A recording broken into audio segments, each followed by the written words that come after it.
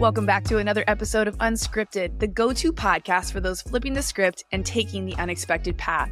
I'm your host, Jessica Bergio, holistic life and business coach, author, speaker, and self-proclaimed high-energy hype girl. Each week, I'm bringing you inside. No gatekeeping here. I'll touch on proven holistic business strategies, powerful mindset shifts that have led my clients through massive transformations, and no BS conversation with industry leaders designed to help you get out of your own way to actively pursue a life of purpose. If you're ready to ditch the limitations at the door, hit follow and get ready to be activated to step boldly towards your big goals. Now let's dive in. Welcome back to Unscripted, the podcast. It's your girl, Jess Bergio. You're going to want to turn this one all the way up because today's guest is bringing the heat and heart. My girl, Danielle, is a business and wealth strategist who went from $60K in debt to a 9-figure exit, and she's not here to gatekeep any of it. Known as the Harmony Hustler, Danielle is the queen of systems and soul, helping women build businesses that actually feel good, not just look good on Instagram. In today's conversation, you guys can expect us sharing how she's rewriting the story, trusting her gut, and giving herself full permission to share with you the same things that have helped her go after her bold, beautiful life. And it's exactly the framework that I know you guys are going to take something away from today. Plus, she's going to break down her signature money method so we can also leave with some real tools, not just feeling inspired. So if you've been waiting for a sign, this is it. Let's get into the show. Danielle, welcome. How are you? Hey girl, I am good. How are you? I'm so good. I love getting to connect with women who just like have so much energy because it helps me as a projector feed off of that. And I'm like, just it makes these podcast episodes so much more exciting to be able to do. You know, after sitting in front of the camera, recording with people, like when you connect with someone's energy, it just takes you to the next level. So thank you for being you and showing up the way that you do. Oh, same girl. Absolutely. I love our vibe. It's so good. So I wanna kick things off just like straight out the gate because I know that you have done a lot in your life and your business. You shared that you've gone from 60K in debt to a 9-figure exit, which is I think freaking wild. But it might be very common for a lot of people and their stories, maybe not quite the 9-figure exit. But what was the moment that you first decided that things had to change? Can you kind of walk us through what that mindset shift looked like and how it kind of like began to shift for you? Yeah. So it's not going to be what you would expect. So it all started It didn't with have a my bubble bath and meditation and manifestation? no. There was no like big epiphany. It was a long journey of a lot of highs and lows. And I only recently in the last couple of years discovered really like where it came from. So it took me a long time to understand it. And it stems from my money story. So we all have a money story, right? And usually it's absorbed when we're kids, sometime between the age of 0 and 10 typically. And if you think about it, even right now, you're probably starting to think about a story of money where you made a decision as a child, like money was scarce or money what meant you were greedy or whatever it is, you made a decision at some point. So for me, my dad is an alcoholic. He's undiagnosed bipolar. My parents fought all the time. I saw shit I never should have seen as a kid. And one day after a particularly rough fight, I went to my mom and I was like, Mom, you got to leave him. And her response was, Honey, I would if I could, but I can't afford to care for you kids on my own.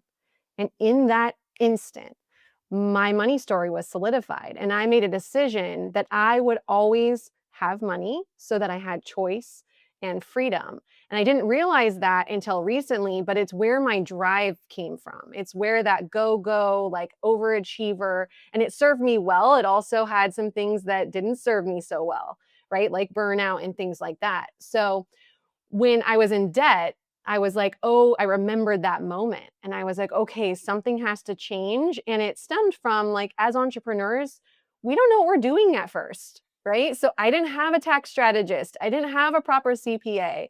I didn't know how to do my taxes. I was trying to launch something and I got myself into some financial trouble. So I took a moment and I was like, okay, you figured out how to start this business, so you can figure out how to get out of this financial mess. And that's actually where my money system was born as well. And it's like a 2-hour monthly meeting that we can talk about. But that's where it came from. Like that was the shift.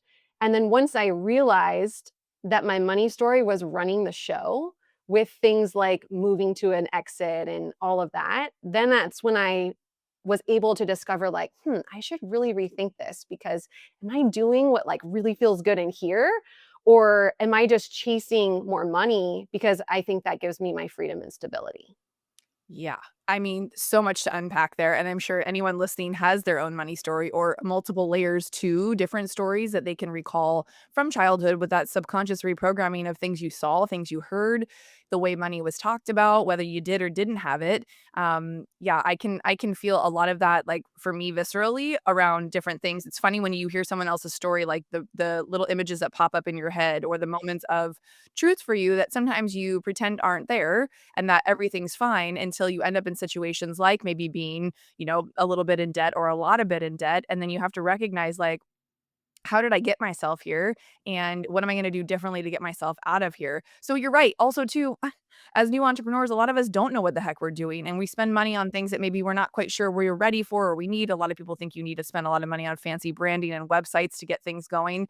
Where did you start to pivot in your business to really look at the numbers and figure out what made the most sense to spend money on? And then also, what did you implement to like create kind of, I guess, strategies to not spend as much so that you could then get into the green? Yeah, so the monthly sessions where I'm like tracking my cash flow. So a lot of entrepreneurs where they're missing it is they're looking at the revenue, like the top line revenue or their net revenue even, but they're not looking at the day-to-day cash flow. I like to look at it on a monthly basis. And so they're making these goals based off, but they're not including the budget into it.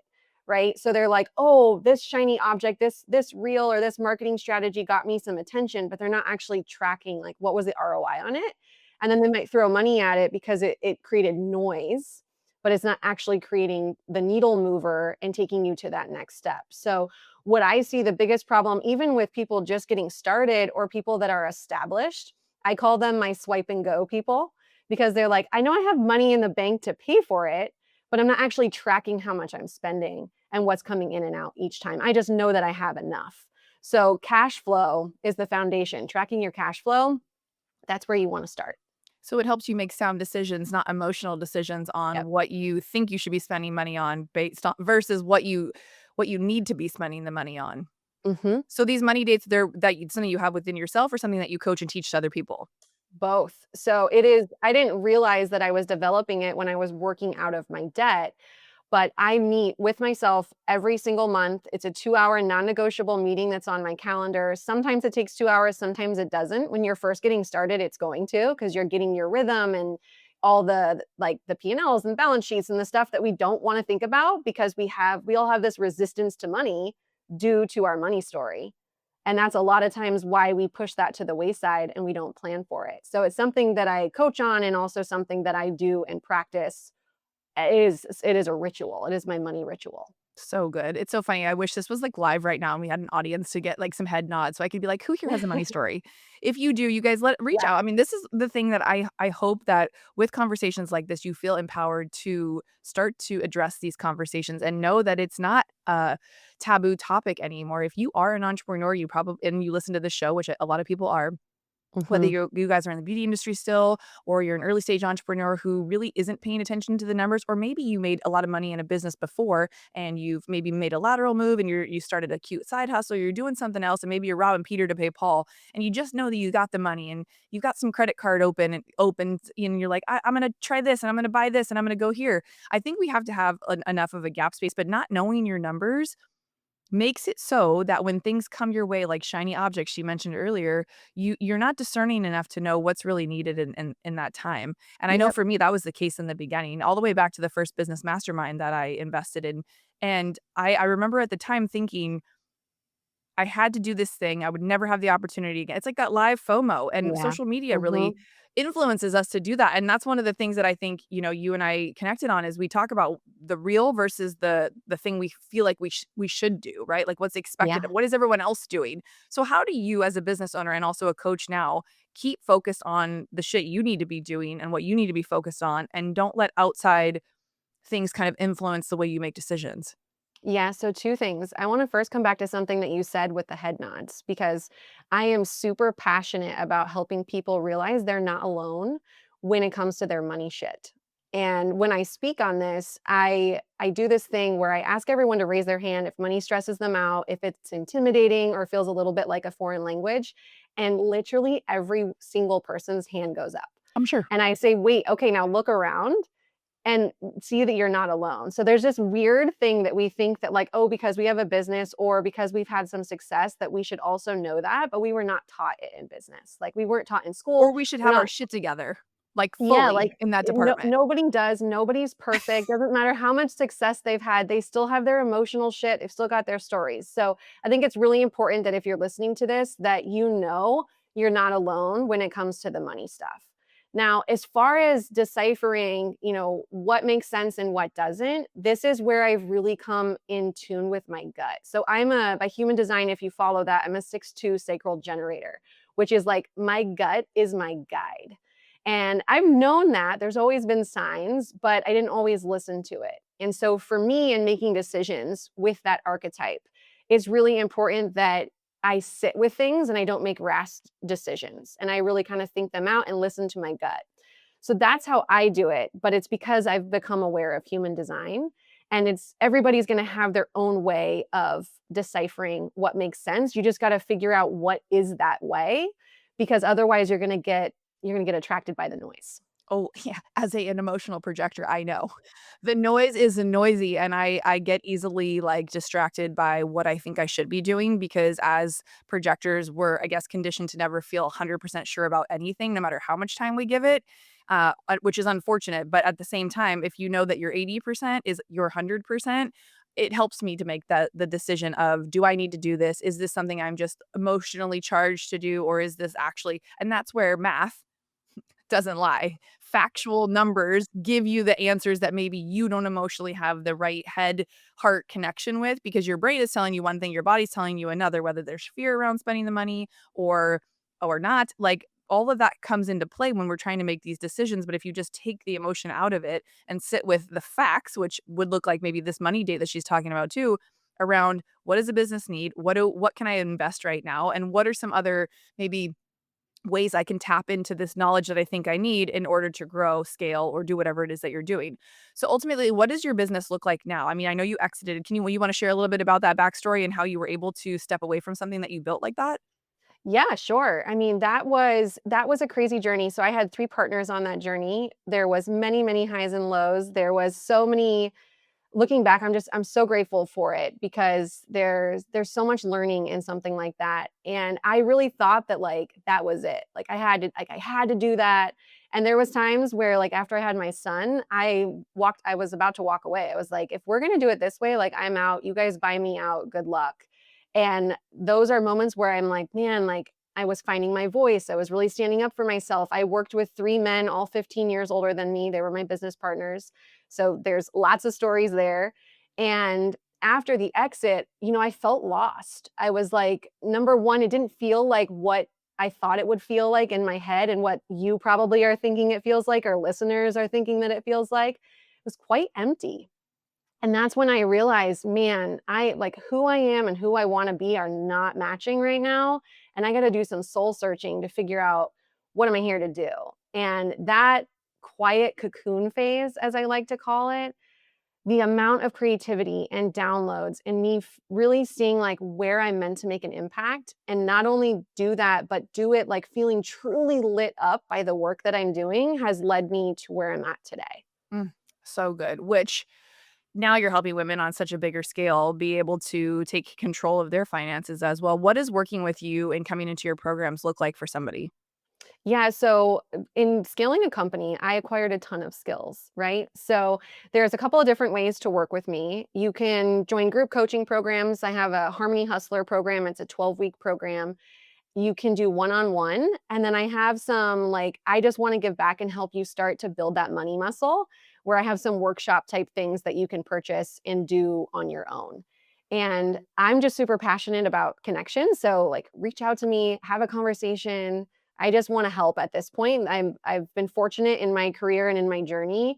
And now I want to help people, skip the messy moments or at least make them a little less of a journey than what mine were. So, Amen. And that's usually what and how I think a lot of these entrepreneurial adventures for a lot of women in their midlife happen is like a past version of you needed this. And so you mhm. see the pain point and the suffering that people have gone through. And you're like, oh shit, I can help. I've gone through that. I've walked that painful path. And if I can just help one person skip just 10, 20, 50 90% of that that's worth making an impact. Because I know you create a lot of content. You have a podcast, and you know what it's like to feel like you don't have a resource or you feel alone with Mhm. something. And so, those driving factors, I'm sure, are what get you excited to show up every day and put in the work. And that's something that I struggle with at times too, because, you know, with wanting to make such an impact, I think sometimes that balance of taking care of your personal life and then wanting to work and create the big impact over here, how do you differentiate like the different buckets of Danielle? Like how do you create, I guess, your non-negotiables or separate the two, the business and the family? Is there I mean, is there, you know, I wouldn't wanna say boundaries, but I just heard a podcast the other day, so I'm, like, being cautious with my words right now because the guy talked about his success level and how he doesn't really have, like, a work-life balance, and he wanted to kinda talk some shit towards it, and I'm like, everyone has a different version of what balance means to them, so I don't wanna ask it in that way because I think that's an overused version, but you get what I'm asking, like, how do you combine all of those versions of you? Yeah, so I believe balance is bullshit. Yeah, good. So See, I balance is bullshit, and if you are seeking balance, you are setting yourself up for disappointment because Yeah, it's not real. There are moments of balance, but life ebbs and flows, and so I really love to lean on harmony. That's why my programs are called the Harmony Hustler because you can't do big things without taking big action, but it doesn't mean that you have to burn out or that you can't have a family life and a group of friends and a good relationship with your husband and still show up professionally and pour into people. It's all about systems. Like, systems is where your harmony comes from. Systems are your absolute best friend. The people that you see online that you're like, how the fuck is she doing all of that? Well, number one, she's probably not doing it alone. And number two, if she is, she's using a shit ton of systems. So it's really, you got to get the mindset of, do I want to take massive action? What life do I want to build, and then reverse engineer it and use systems like time blocking. The 5 time zone method is one that I teach and like live by. That's how I run my life. And figure out what works for you, and then know in the moments where you're feeling like I am really out of balance. That's really just your nervous system not being aligned. And yeah. so you just got to know what helps you get back to feeling in harmony, but know that it's always going to ebb and flow. It's never going to be perfect. No, no. So speaking to that person, for the woman who's listening and maybe waiting till she feels ready to start something, whether it's a podcast or she's pivoting into something or launching something, or just doesn't feel like she can trust that she's going to make the right or the best decisions, what would you say to her right now? Just do it. Just get going. Just get out of your head and take some action to move the ball forward. So, I am a college dropout. I dropped out of college. I'm a true entrepreneur. I was like, why am I learning about business from a professor that's never run a business? The math wasn't mathing for me. And I was like, I can always come back to this, right? And college is great for certain career paths and things that you want. So I'm not knocking college in any way, shape, or form. It just wasn't right for me. And when I was starting to build my software company, we built it in the healthcare space. So it was a HIPAA and OSHA compliance company. And we created an automation to get practices HIPAA and OSHA compliant. And I had to go speak to doctors. I wish there was like video recording then because it would be laughable, my speaking abilities. And I would be like sweat staying like pitted out, like so nervous, couldn't sleep the night before. But if I wouldn't have shown up and taken action, I would have never gotten to an exit. You got to be willing to make yourself uncomfortable. And if you're uncomfortable, that means that you're growing. And so if you're thinking about doing something, if you wait until it's perfect, you're never going to do it. There's never a perfect time to do anything. And you just got to get comfortable taking action. And Yeah. that's when momentum builds. I agree. And I think, it's in the action that we often find clarity because we can think something looks like it what we want to do. And until you get into the motion with it it's like seeing a pretty outfit. You put it on, you're like, shit, that doesn't look good on me, but it might look good on somebody else. And so it's the same thing with, I think, anything literally in life or business. We have to sometimes try things on for size and taking that action, taking that momentum. I thought that to myself yesterday when I had this opportunity to co-host and speak at this women's event.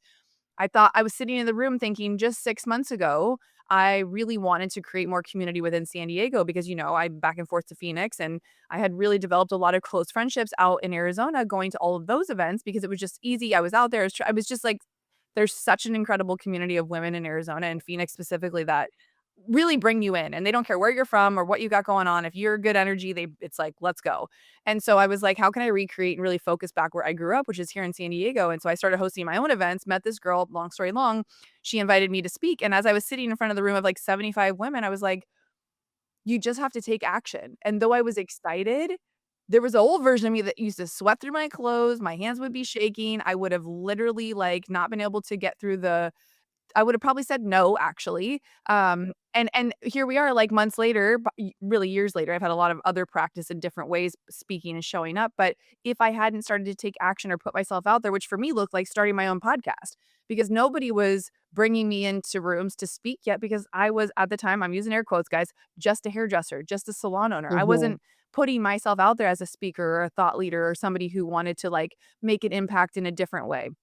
I was making my own individual impact behind the chair one-on-one, but there was a shift for me that was like, I think I could make a bigger impact if I was able to get my voice out there. How can I do that in a way that feels just enough stretchy for me? And for me, that was starting the podcast. Well, it was kind of forced on me. My doors were shut during COVID, and I was like, "Well, what you gonna do now? You're out of excuses." And it's funny how that pressure and that pain will push Sometimes that happens, Yes, and you though, need where that it's like the sometimes. thing you're supposed to do, it's like you're supposed to do it, you're meant to do it, and eventually life just forces you to do it. What share me a story that happened to you. Has something like that specifically happened for you? Oh, speaking, for Yep. sure. Being Yep. a speaker, like, I really believe that I am meant to be a speaker, and I'm really just starting my journey with leaning into that. And I mean, I remember in school, I hated doing presentations. I hated getting in front of people. Like, nobody just wakes up and is like, "I love public speaking. This is so much fun." Maybe the narcissists. No. Find someone. Like, I don't even know about them. Like, find me one. If you know one, please send me their information. I want to, like, pick their brain. And, but I knew that it was something that, like, had to be done in order to make the kind of impact that I wanted to make, and to be able to do the other things that I wanna do, it's a byproduct of it. So I spoke a ton in my career of building my company, but that was like leveraging my skills and like, oh, this is what our solution is. It wasn't like my stories, my thought leadership, and that's really where I've leaned into now. Yeah, and how would you speak to someone with the regards to, like, a business versus your personal brand? How important is it to grow both kind of at the same time? Oh, I'm so glad you asked, because I made the mistake. I was one of those people that was like, I don't need social media. So our company, we were trailblazers in the software as a service world. Nobody was doing compliance as a service. So we really were the trailblazers. And in that world, it's like coaching. Like, once you get into it, you're like, this is actually kind of a small little, everybody knows everybody. And there's pockets of that in so many different industries. And so as a result, like, I was sought after. I would get job offers. People were trying to hey, come do it again for me. Like, after we sold, I had somebody immediately, hey, will you come rinse and repeat what you did there for me? And I told myself this story, like, I don't need a personal brand. Okay, but then guess what? We exit. I no longer want to be in that world. I now want to follow like what I truly believe is my purpose driven, like what like God put me here to do mission. And I don't have any content because I didn't build the personal brand. I built the business brand. Nobody got taken on the journey with you. Nobody knew you for you and what you stood for personally, and that's exactly what happened to me. Same thing, 20 plus years in the beauty industry. I did not grow myself on social in that world, and when the time came to wanna share my gifts and talk about all the other things, no, like, it fell flat, like, launches failed, and not by failed, nobody knew I existed. They were like, "Oh, hi. Who are you? What, like, what?" And I shared that story yesterday with the podcast group that I was helping because it's not a matter, it's kind of like the math.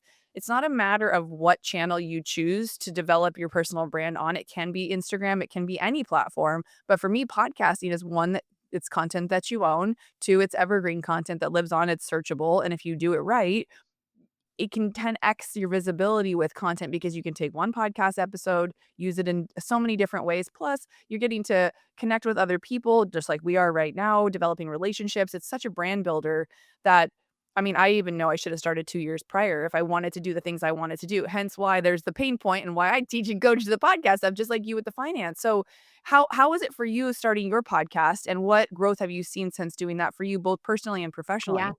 Yeah, so it's funny because when I was building stuff out for the business, I had an agency and we would like show up and, batch content and stuff like that. And they kept telling me, you need a podcast. I'm like, yeah, yeah, cool, cool. Not happening. So I have that same like, shit, I should have started this a long time ago. Podcasting though now has just been incredible. It's an opportunity to meet the best people. And when you do it the right way and show up with authenticity and like really wanting to build a relationship and connect with your guests, or when you're guesting with the host, it's a great way to have a ripple effect that you almost can't see the end of with it. And you can repurpose your content. So, I mean, kind of back to building the personal brand, like it is a must. If you're on the fence of like, should I or shouldn't I? The answer is loud and clear, you should. And for me, what works really great with it is like I'm on Instagram, I'm on TikTok, I'm on Facebook, I'm on LinkedIn, and I'm a podcaster. But that sounds like overwhelming probably when you hear me say that. But I'm only really social. Like the platform I prefer, I really like Instagram. So that's where I'm engaging and I'm social. And I'm just repurposing what I'm creating for Instagram to all those other platforms. And then the podcast, like you said, it's content that you own, it's evergreen. You can literally stretch the content and reels and clips from your guests and your shows forever. Mhm. So if you're thinking about starting a podcast, you gotta talk to my girl Jess here. Right. Well, we talked about marketing yesterday in the group too, because it's not just about being the best kept secret of a podcast or a business or a course or a program or anything. If people don't know you exist, like you're probably not going to make the kind of money and the impact that you want to make with your business and the whole reason why you started in the first place. We have a good friend Beth who talks a ton about being like a professional guest on podcasts and how powerful that can be.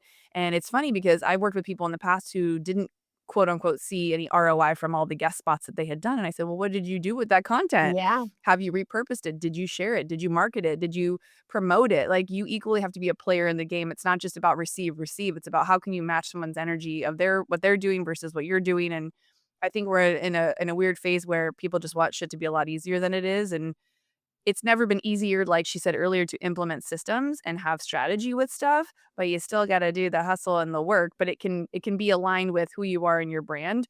And with, like, all content, if you guys are clever about it and you're doing this time management and the blocking, you can batch stuff out to where you're not Mhm. we don't record podcasts every single day. No. We're not sitting up at night, Fridays. editing these. Um, but I think figuring out what it is you love to do as far as the content piece, and then hiring out, getting people to support you to get it out, promoted, share it. Maybe it's email support or whatever. And you were sharing with me, you've got a good support system that helps you run your business. Now, what does it look like developing your team and making sure that you've got the right players in place? Yeah, so it's so like people like running a business is hard. Finding the right people is harder. Agreed. Right? So it's really hard to find the right people. So you want to first do the homework on your own for like, what is the seat I'm trying to fill? And so if you're like, I don't even know where to begin, but I know that I need help. The best thing you can do for yourself is take a week, pull out a journal, and write down every single thing you are doing in a day for 7 days. And then go through and look at it and circle the things that you want to delegate. And that'll help you start to identify the roles and responsibilities of the seat. One of the things that I wish I implemented way earlier on in our hiring process within our software company was working interviews. So, a couple of things that this does for you. So, if you know you need help, I'll give you another tip and then I'll explain that. So, the other good tip is build your SOPs, your service operating procedures, while you're doing the work. So, I love Scribe, I love Loom, I like to give step by step guides and video guides. Just record yourself doing the task you're going to do anyway. Document the steps that you're taking for the task you're going to do anyway. And now you're building that up and it won't feel so overwhelming when you're trying to delegate that piece of the business. Okay. Then coming back to the working interviews, those SOPs that you've built, have the person try and follow your SOPs. And you get two things in one hit.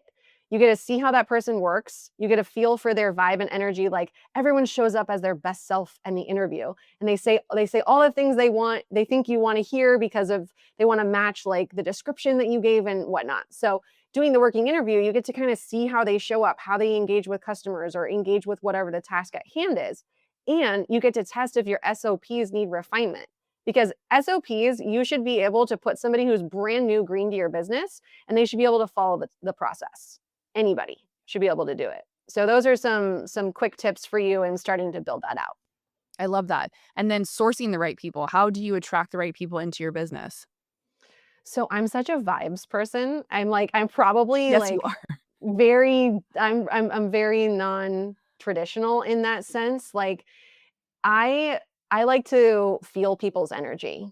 And that is the indication for me. And I don't really care about credentials. So like as a college dropout and having the kind of success that I've had, I know that people are capable of doing things beyond what their credentials say.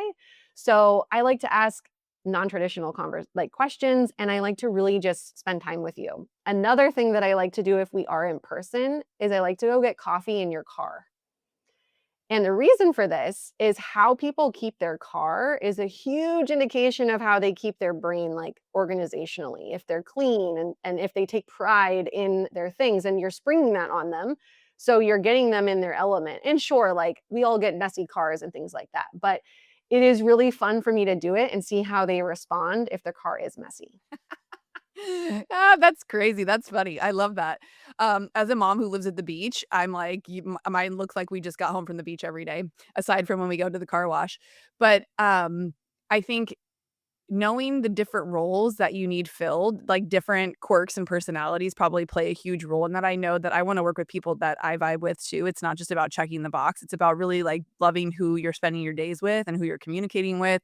I remember back in the salon days, like knowing that so and so was working or somebody, you either would get excited or you would not be looking forward to work. And that's one of the beautiful things I think about entrepreneurship is you really can curate from that source place of like, who do I want to be spending time with? Who do I want to be working with as ideal clients? And then making sure your messaging and your vibe matches that because we really are mirrors. I think, especially as women and people in the entrepreneurship space, when you realize that you can attract what it is that you want, both in counterparts and clients, just by the way that you model and you show up in life, it really does change the game. And I think I again saw that when I always reference back to the beauty industry. Like if you show up and you don't look the part and you expect client, it just doesn't match.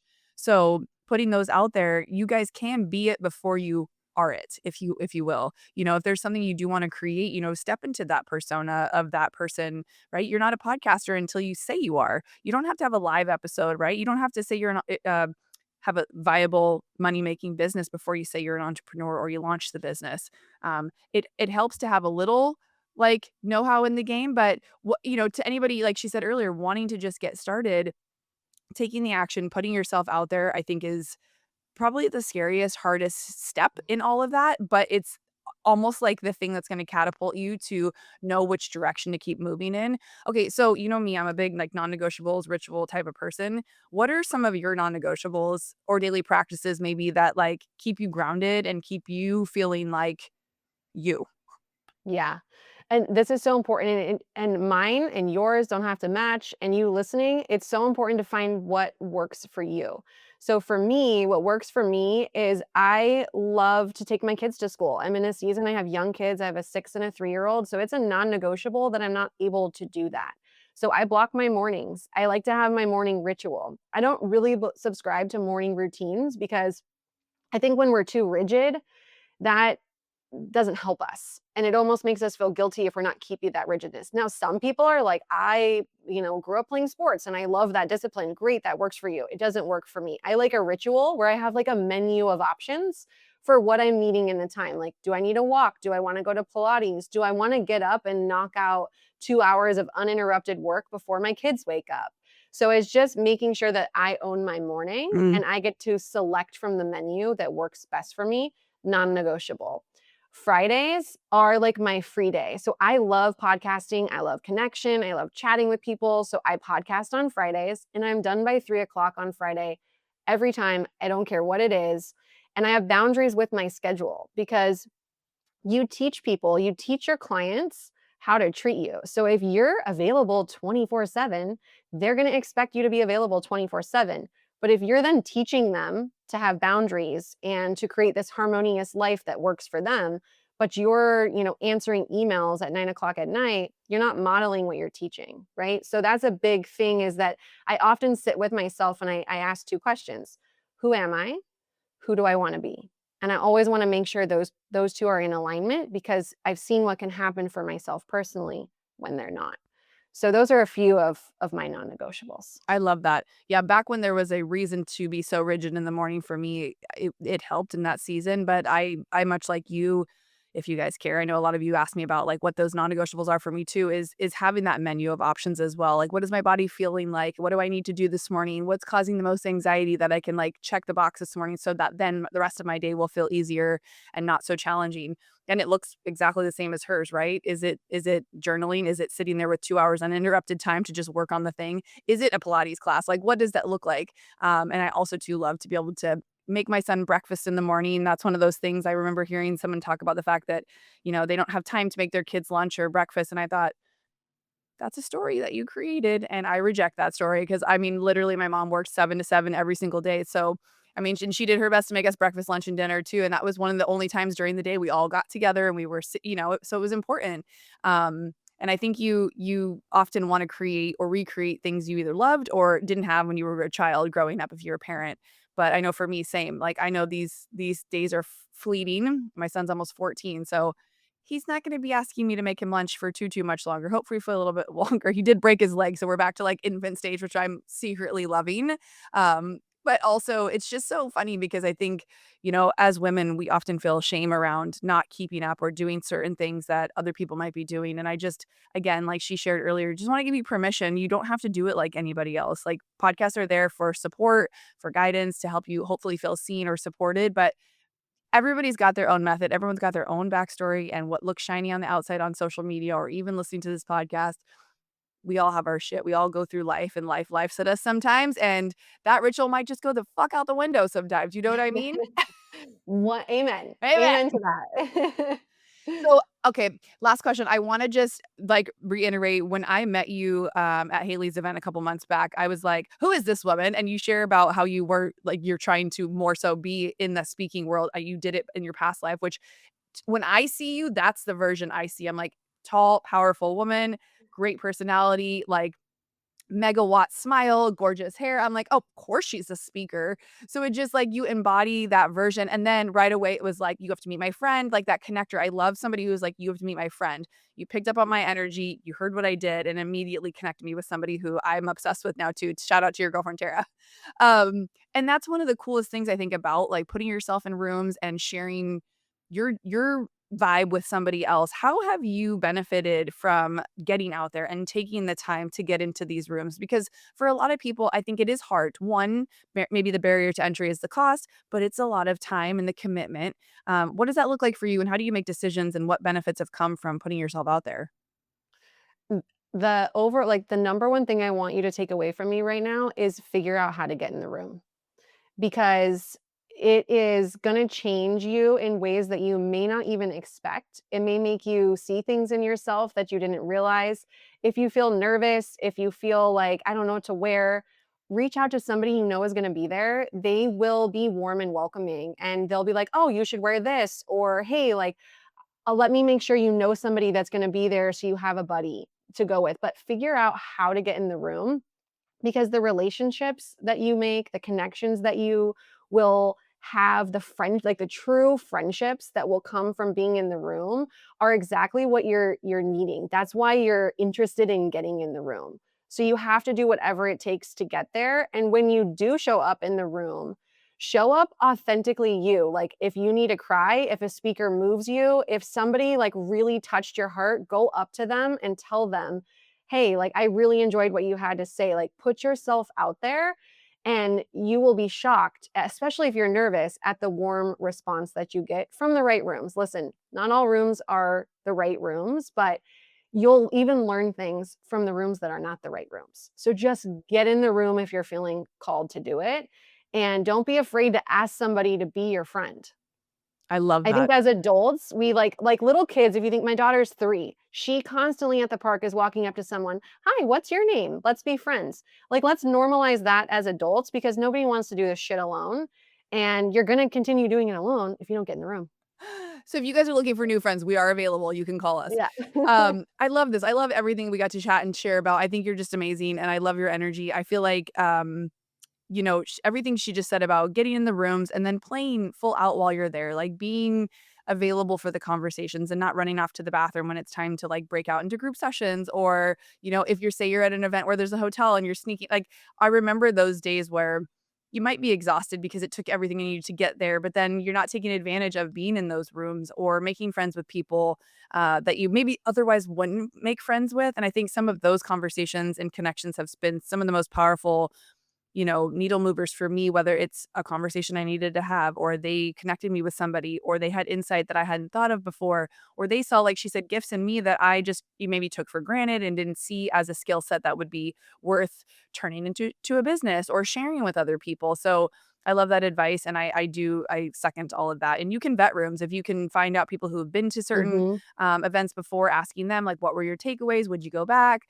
Why are you so obsessed with these people? Like, what do you get out of this? And, what can I expect? What should I bring? Get curious, like ask the questions for Yeah. sure.